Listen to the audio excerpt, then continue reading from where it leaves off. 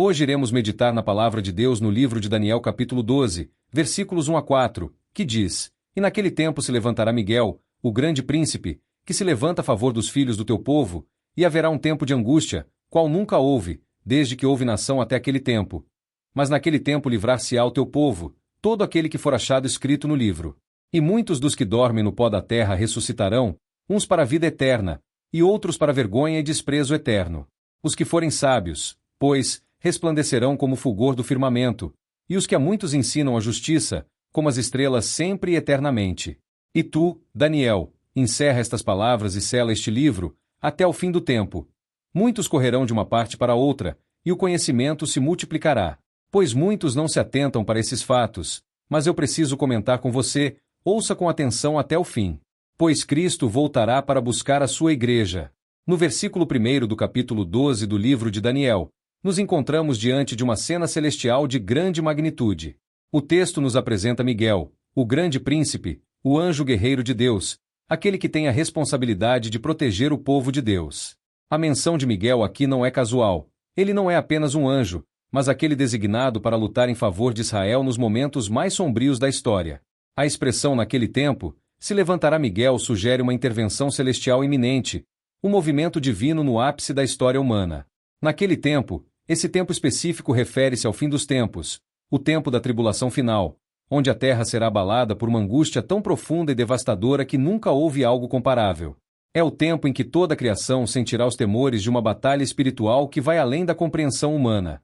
A visão que Daniel tem é apocalíptica. Ele vê não apenas eventos terrenos, mas a luta cósmica entre as forças do bem e do mal. E nesse contexto, Miguel se levanta. Imagine por um momento o peso dessas palavras. Miguel se levanta. Ele não é apenas um observador passivo. Ele é um guerreiro enviado para agir. A batalha é tão intensa que a intervenção direta de Miguel é necessária. Miguel, cujo nome significa quem é como Deus, reflete o poder de Deus em ação. Ele não luta apenas por Israel como nação, mas pelos fiéis, aqueles que têm os seus nomes escritos no livro da vida. Quando lemos haverá um tempo de angústia, como nunca houve, desde que houve nação até aquele tempo, somos confrontados com a ideia de um sofrimento inimaginável. Esse não é um sofrimento comum, é um momento em que o mundo será sacudido até seus alicerces. Todas as nações, todas as culturas, todas as civilizações serão atingidas. A palavra angústia aqui vai além da dor física. É uma angústia existencial, onde o espírito humano será testado até os seus limites. O mundo estará em colapso, a moralidade estará deteriorada, e a escuridão espiritual será esmagadora. Mas aqui está o ponto crucial, o fio de esperança que sustenta essa profecia. Mas naquele tempo livrar-se-á o teu povo, todo aquele que for achado inscrito no livro. Aqui está o mistério da graça e da eleição divina. Mesmo em meio ao caos, mesmo no auge da destruição, Deus separa os seus, aqueles cujos nomes estão inscritos no livro. Este livro mencionado é o livro da vida, o registro celestial daqueles que pertencem a Deus desde a fundação do mundo. Essa promessa de livramento não é para todos, mas para os fiéis, para os que permaneceram firmes diante da tribulação. O livramento aqui não deve ser visto apenas como um escape físico, mas como uma libertação espiritual, uma garantia de que, em meio ao maior dos julgamentos, Deus preserva os seus. A vida eterna está assegurada para aqueles cujos nomes estão no livro da vida, e essa é a certeza que carrega o povo de Deus. O que esse versículo nos ensina, de forma profunda, é que a história não é caótica nem sem controle. Mesmo no auge da dor e da confusão, Deus está no comando. Ele envia seus mensageiros, seus guerreiros celestiais, para proteger e guiar o seu povo. Miguel se levanta para nos lembrar que, no clímax da angústia, a vitória final já está escrita. Este é um chamado para que todos nós, enquanto vivemos em tempos de incerteza, mantenhamos nossos olhos fixos no Senhor. Quando Miguel se levanta, ele não faz isso apenas para combater o mal, mas para selar a vitória dos justos. E, assim como nos dias de Daniel, podemos confiar que, no fim, a justiça e a glória de Deus prevalecerão. Chegamos agora ao versículo 2 de Daniel 12, um dos textos mais poderosos e assombrosos sobre o destino final da humanidade. Ele diz: E muitos dos que dormem no pó da terra ressuscitarão, uns para a vida eterna, e outros para vergonha e desprezo eterno. Este versículo não apenas ecoa o mistério da ressurreição, mas também carrega em si o peso do julgamento final. Daniel, ao escrever estas palavras, está capturando um dos momentos mais profundos da escatologia bíblica, o despertar dos mortos, a separação definitiva entre os justos e os ímpios. E o que isso significa para nós? Muitos dos que dormem no pó da terra. Aqui, dormir é uma metáfora que a Bíblia usa para descrever a morte física. Não é um sono comum, mas uma quietude temporária, um estado em que a alma guarda o chamado do Criador. A expressão pó da terra nos remete ao Gênesis, onde o homem foi formado do pó e, por causa do pecado, ao pó retornará. É um lembrete da nossa fragilidade, de como nossa vida terrena é transitória, mas também de como Deus tem poder sobre a vida e a morte. Ressuscitarão. Esta é uma palavra de esperança e, ao mesmo tempo, de grande responsabilidade. Daniel fala de uma ressurreição que transcende a realidade física. Não é apenas um retorno à vida, mas um ressurgir para o juízo. O conceito da ressurreição, que aqui se manifesta com clareza, revela a continuidade da existência além da morte. Aqueles que estão adormecidos não desapareceram, eles aguardam o momento em que Deus os chamará para o julgamento final. E aqui está o ponto decisivo, uns para a vida eterna, e outros para a vergonha e desprezo eterno. Para uns, a ressurreição será o início de uma nova existência, gloriosa e sem fim. Aqueles que são chamados para a vida eterna recebem a plenitude da promessa de Deus, uma vida com Ele, sem dor, sem pecado, sem morte. É a culminação de todas as esperanças de salvação, onde os justos entrarão na perfeita comunhão com o Criador. Essa vida não é apenas uma extensão da vida que conhecemos, mas uma vida de glória, onde habitaremos na presença de Deus por toda a eternidade. Aqui, o termo vida eterna não pode ser compreendido apenas em termos cronológicos, mas também em termos de qualidade. É uma vida em abundância, repleta da graça, da paz e da presença de Deus.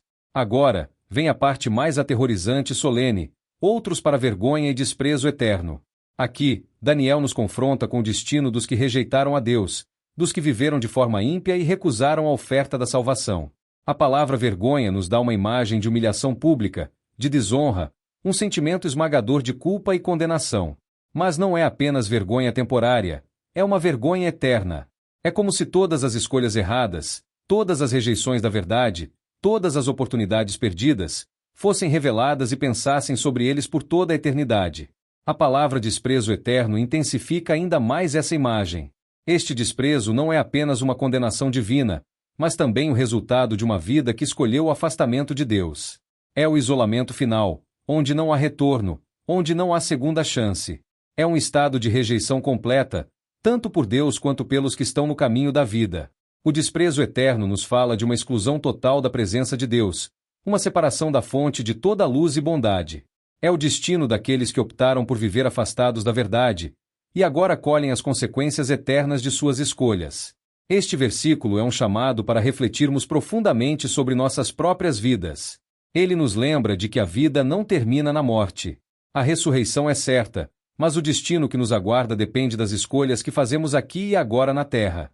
Daniel está nos revelando o que está em jogo: a vida eterna em comunhão com Deus ou a vergonha e o desprezo eterno longe dele. O contraste entre esses dois destinos não poderia ser mais claro. Um é de glória, o outro de ruína. Um é de exaltação, o outro de humilhação. Um é de luz eterna, o outro de escuridão sem fim. Não há meio termo, não há neutralidade. Ao final, todos nós nos encontraremos diante desse mesmo chamado ressurreição, e cabe a cada um de nós decidir hoje em qual lado estaremos. Que possamos, à luz dessas palavras, buscar com todo o nosso coração estar entre aqueles que ressuscitarão para a vida eterna, vivendo uma vida de obediência e fidelidade ao Senhor. Porque no final, é essa decisão que determinará nosso destino para sempre. Chegamos ao versículo 3 de Daniel 12, que nos diz: os que forem sábios, pois, resplandecerão como o fulgor do firmamento, e os que a muitos conduzirem à justiça, como as estrelas sempre e eternamente. Esse versículo ressoa com uma profunda sabedoria e uma promessa gloriosa. Ele nos apresenta uma dualidade poderosa: a sabedoria e o seu efeito resplandecente em um mundo de trevas. Quando Daniel fala de os que forem sábios, ele nos convida a refletir sobre a natureza da verdadeira sabedoria. Esta sabedoria não é simplesmente acumulação de conhecimento ou habilidade de resolver problemas. É uma sabedoria que se enraiza no temor do Senhor. É a capacidade de discernir entre o que é certo e o que é errado, entre a luz e as trevas, e de viver de acordo com essa verdade. Resplandecerão como o fulgor do firmamento. Que imagem impressionante! A comparação dos sábios com o fulgor do firmamento nos fala de uma luz radiante que brilha nas trevas. Em tempos de angústia, como os que Daniel descreve, É essa luz que se torna um farol de esperança e verdade. Os sábios são aqueles que, mesmo em meio à crise, permanecem firmes na fé e na retidão. Eles são aqueles que refletem a luz de Cristo, tornando-se testemunhas vivas da verdade divina. Pense por um momento: como podemos resplandecer como o fulgor do firmamento? Ao vivermos uma vida de integridade, ao aplicarmos a sabedoria divina em nossas decisões diárias, e ao buscarmos a justiça em um mundo que muitas vezes ignora a verdade. É um chamado para que todos nós nos tornemos portadores dessa luz, um reflexo do próprio Deus em meio à escuridão. Em seguida, Daniel diz: "E os que a muitos conduzirem à justiça, como as estrelas sempre e eternamente." Aqui, vemos um padrão distinto: aqueles que não apenas vivem em sabedoria, mas que também têm a missão de guiar outros à justiça. A palavra conduzir sugere um papel ativo, uma responsabilidade em ajudar os outros a encontrar o caminho correto. Essa é uma vocação nobre e divina: ser um mentor, um guia, um farol para aqueles que buscam entender a verdade e a justiça de Deus. A imagem das estrelas é igualmente rica em significado. As estrelas são fontes de luz que brilham na vastidão do céu noturno. Elas não apenas iluminam a escuridão, mas também servem como guias para os viajantes. Para os antigos, as estrelas eram pontos de referência, e aqueles que se levantam para conduzir a justiça se tornam essas estrelas, indicando o caminho para aqueles que estão perdidos. Mas observe também a palavra sempre e eternamente. Essa promessa não se limita ao tempo presente, mas se estende pela eternidade. Aqueles que vivem em sabedoria e conduzem os outros à justiça terão suas recompensas não apenas nesta vida, mas também no além. Esse é um lembrete poderoso de que nossas ações têm consequências eternas. A justiça que promovemos, a luz que espalhamos e a verdade que proclamamos não são apenas para o nosso benefício, mas têm um impacto duradouro na vida dos outros. Neste versículo, Daniel nos oferece um vislumbre da eternidade e do que significa viver em alinhamento com os propósitos de Deus. Ele nos lembra que, enquanto a angústia e a tribulação podem ser as circunstâncias atuais, a sabedoria e a justiça são os princípios que nos elevam e nos garantem um lugar de honra no reino de Deus. Que cada um de nós busque ser sábio, que possamos brilhar como estrelas em meio à escuridão deste mundo. Ao fazê-lo, não apenas cumprimos nosso chamado, mas também nos tornamos instrumentos nas mãos de Deus, guiando outros em direção à sua luz e à sua justiça. Afinal, ao viver desta forma, estamos não apenas vivendo para nós mesmos, mas para a glória de Deus e para a salvação de muitos. Chegamos ao versículo 4 de Daniel 12, que diz: "E tu, Daniel, fecha estas palavras e sela este livro, até o tempo do fim. Muitos correrão de uma parte para outra, e o saber se multiplicará." Aqui, Daniel recebe uma instrução singular e profunda de Deus. A frase "fecha estas palavras e sela este livro" é uma declaração cheia de significados. Fechar e selar não significa que as palavras de Deus sejam irrelevantes ou obsoletas. Ao contrário, é um reconhecimento de que há uma sabedoria e um mistério que precisam ser preservados até que o tempo certo chegue. É um convite à paciência e à confiança na soberania divina. Essa instrução para selar as palavras implica que o que está sendo revelado é precioso e, por um tempo, reservado para aqueles que têm ouvidos para ouvir e corações para compreender. Daniel, como um profeta, é chamado a guardar essas revelações como um tesouro, um depósito de verdades que serão compreendidas em sua plenitude apenas no tempo do fim. Essa é uma lembrança de que nem tudo que Deus revela está destinado a ser entendido de imediato. Muitas vezes, a revelação se desdobra ao longo do tempo, à medida que ele orquestra os eventos da história. A seguir, a declaração: "Muitos correrão de uma parte para outra." Aqui, Daniel nos apresenta um cenário de busca frenética, uma imagem que reflete a inquietude da humanidade. Essa corrida pode simbolizar a busca incessante por respostas, um desejo de entender o propósito da vida e dos eventos que se desenrolam diante de nós. Em tempos de crise, como o que Daniel está prevendo, as pessoas se sentirão compelidas a procurar sentido, a se mover rapidamente entre ideologias e filosofias, em busca de esperança e direção. Este movimento de uma parte para outra também pode ser interpretado como uma metáfora da condição humana em um mundo caótico.